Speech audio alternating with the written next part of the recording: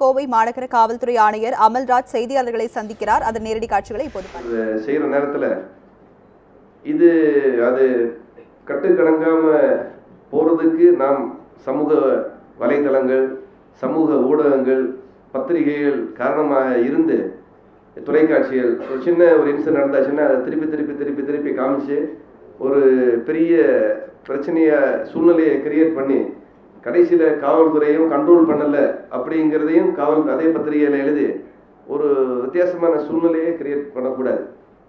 இதே நீங்கள் இத்தருணத்தில் நான் தெரிவித்துக் கொள்கிறேன். இப்போ கடந்த 4-5 நாட்களாக நடந்ததெல்லாம் உங்களுக்கு தெரியும். நீங்கள் இருந்தீங்க, போலீஸ் கூட காவல்துறை இருந்துச்சு, காவல்துறையில் அதிகாரிகள் இப்போ ஆர்ப்பாட்டம் பண்ணுறவங்க ஒரு பர்டிகுலர் நேரம் வந்து இருக்கிறாங்க, நேரம் முடிச்சு வீட்டுக்கு போகிறாங்க, சாப்பிட்டுட்டு திரும்ப வந்து உட்காந்துறாங்க. காவல்துறை வந்து முழுக்க ஃபுல் டைம் அங்கே இருக்கிறேன். நீங்களும் பத்திரிகை நண்பர்களும் அங்கே இருக்கிறீங்க. உங்களுக்கு தெரியும் என்ன நடந்துச்சுங்கிறது, என்ன நடந்து கொண்டு இருந்ததுங்கிறது உங்களுக்கு தெரியும். இதில் குறிப்பாக இந்த நேரத்தில் நான் தெரிவிக்க விரும்புகிறது என்னென்னா, இந்த சமூக ஊடகங்களின் பங்கு எந்த மாதிரியெல்லாம் ஒரு பொய்யான செய்தியை திரித்து அதை மக்களுக்கு எடுத்து சென்று அந்த சமூக ஊடகங்களின் வாயிலாக தவறான செய்தி இளைஞர்களுக்கு, பொதுமக்களுக்கு சென்றடைந்து அந்த செய்தியின் வாயிலாக ஒரு அசாதாரணமான சூழ்நிலையை உருவாக்க வேண்டிய சூழ்நிலையை பார்க்கிறோம். இப்போ சாதாரணமாக ஒரு பொலிட்டிக்கல் பார்ட்டி மீட்டிங் வந்து விஓசி கிரவுண்டில் நடந்துச்சுன்னா அது எவ்வளோ கூட்டம் வரும், இந்த மாதிரி ஒரு ஆர்ப்பாட்டத்துக்கு எவ்வளோ பேர் வந்துச்சுன்னு உங்களுக்கு தெரியும். ஒரு பொலிட்டிக்கல் பார்ட்டி மீட்டிங்கில் 10,000-15,000 பேர் வராங்கங்கிறது பெரிய க்ரௌட். இங்கே வந்து நம்ம 30,000-35,000 பேர் வந்து சேர்றாங்க. இதுக்கு வந்து முக்கிய காரணம் வந்து சமூக ஊடகங்களில் வர செய்தி. இந்த சில செய்திகள் வந்து 5 வருடம் முன்னாடி நடந்த செய்தி, 10 வருடத்துக்கு முன்னாடி நடந்த செய்தி, வேற ஏதோ ஊரில் நடந்த செய்தியெல்லாம் செய்தியாக போடுறாங்க. கோயம்புத்தூருக்கு சம்மந்தம் இல்லாத செய்தியெல்லாம் செய்தியாக போடுறாங்க.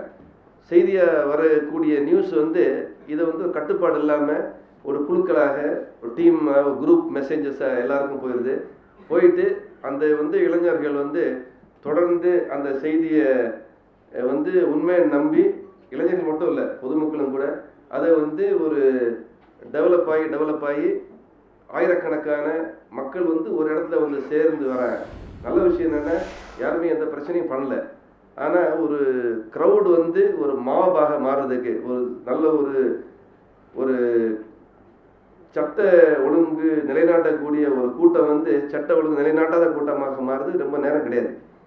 காவல்துறை அதிகாரிகள் நான் முதல்ல சொன்ன மாதிரி 20 லட்சம் பேர் இருக்கிற இடத்துல 3000 காவலர்களும் பணியாற்ற முடியும். இங்கே 30,000-3 லட்சம் காவலர்களும் கொண்டு வந்து நம்ம பணியாற்ற முடியாது.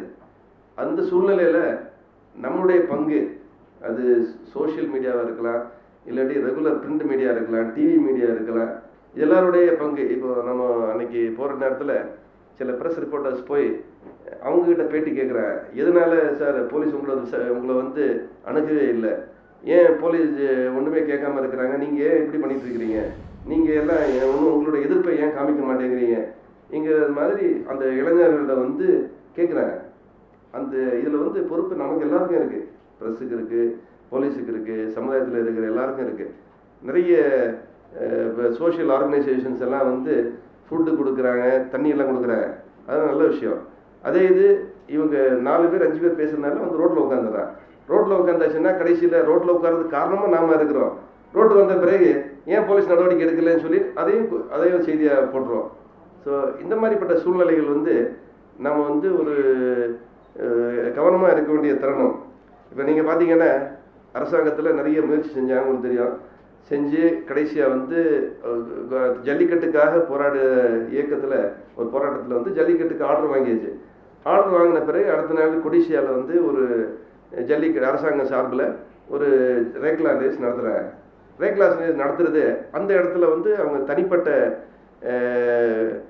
ஒரு சில அமைப்புகள், ஒரு யாருங்கிறதுக்கெல்லாம் நம்ம டீட்டெயில்ஸ் வச்சுருக்கிறோம். ஃபோட்டோகிராஃப்ஸ் இருக்குது, வீடியோ கிளிப்பிங்ஸ் இருக்குது. இல்லை ஒரு சில அமைப்புகள் நீங்கள் பார்த்தீங்கன்னா ஒரு சில மதவாத அமைப்புகள், ஒரு சில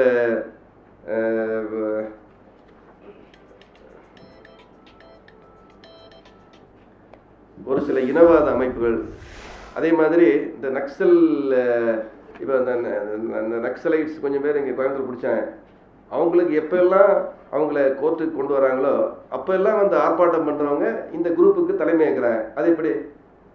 இப்போ அவங்க தான் முன்னாடி பசங்களை கூப்பிட்டு வச்சுட்டு கையை கோர்த்துட்டு நீங்கள் எப்படி பண்ணுங்க அப்படி பண்ணுங்கிறாங்க.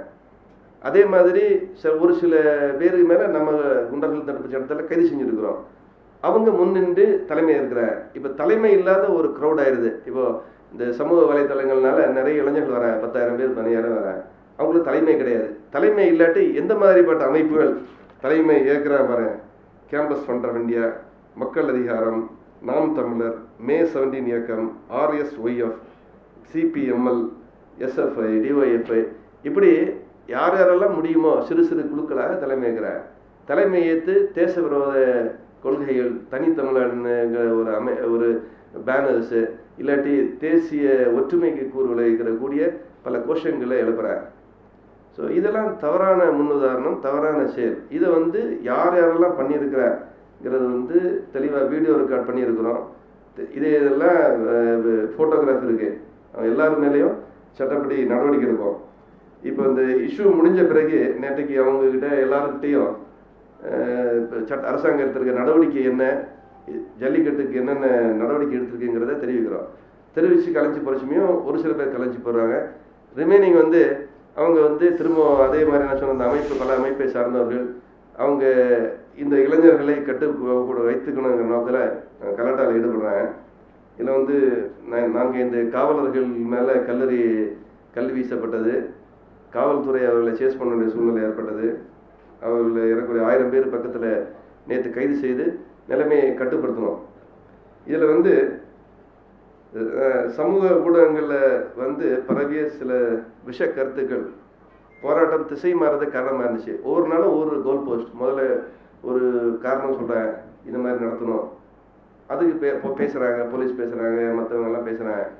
ஜல்லிக்கட்டுன்னு வந்த பிறகு இன்னொரு நோக்கம் வைக்கிறேன், அதை மீட் பண்ண அது நடவடிக்கை எடுத்தாங்கன்னு சொன்னால் இன்னொன்று பண்ணுறேன்.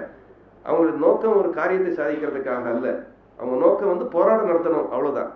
இதை வந்து இளைஞர்களும் பொதுமக்களும் உணர்ந்து கொள்ள வேண்டும் என்ற காரணத்தினால தான் இன்று உங்களை எல்லாம் நான் சந்திக்க வேண்டும் என்று நினைத்தேன். இதில் வந்து இதுக்கு பின்னாடி இந்த பின்னணியிலிருந்து செயல்படுபவர்களை கண்டறிந்து அவர்கள் மீது நடவடிக்கை எடுக்கப்படும் என்பதையும் நான் தெரிவித்துக் கொள்கிறேன். குறிப்பாக சமூக ஊடகங்கள் வரும் செய்திகளை பொதுமக்கள் அதை உண்மை என்று நம்ப வேண்டாம். ஒரு நியூஸ் ஒருத்தர் கொடுத்தாருன்னா அது உண்மைதான்ப்பா, நம்ம உடனே அதை ஃபாலோ பண்ணிடணும். கருப்பு சட்டை போட்டு எல்லாருமே காலேஜ் புறக்கணிச்சு இளைஞர்கள் சேரணும் அப்படின்னு மெசேஜ் வந்தால் உடனே எல்லாரும் மந்தையாக போகிறார். அது என்ன, அதை மெசேஜ் கொடுக்குறது யார், அது உண்மை இருக்கா? எல்லார்கிட்டையும் தான் தொலைபேசி இருக்குது, எல்லாரும் பத்திரிகை பார்க்குறாங்க, டிவி பார்க்குறாங்க, நண்பர்கள் இருக்கிறாங்க. என்ன என்று தெரிந்து கொண்டு நடவடிக்கை எடுக்கணுமே தவிர ஒரு செய்தி வந்து விட்டது என்ற ஒரே காரணத்திற்காக அது உண்மை என்று நம்பி உடனடியாக அதுக்கு அடுத்த கட்ட நடவடிக்கை ஈடுபட வேண்டாம் என்றும், இந்த விஷமிகள் இந்த இணையதளத்தில் வரும் செய்திகள் எல்லாம் இணையதளத்தை பொறுத்த வரைக்கும் பழைய செய்திகளாக இருக்கலாம், புதிய செய்தி இருக்கலாம், நடக்கதை இருக்கலாம், அதை திரித்து மிக லகுவாக வழங்கலாம். அதை கட்டிங் பேஸ்டிங் பண்ணி அவங்களுக்கு தோன்றபடி நியூஸஸ், வீடியோவாக இருக்கலாம், ஃபோட்டோவாக இருக்கலாம், எதுவாக இருக்கலாம், இதை தரும் பொழுது அதை நம்ப வேண்டாம் என்றும் தருணத்தில் நான் கேட்டுக்கொள்கிறேன்.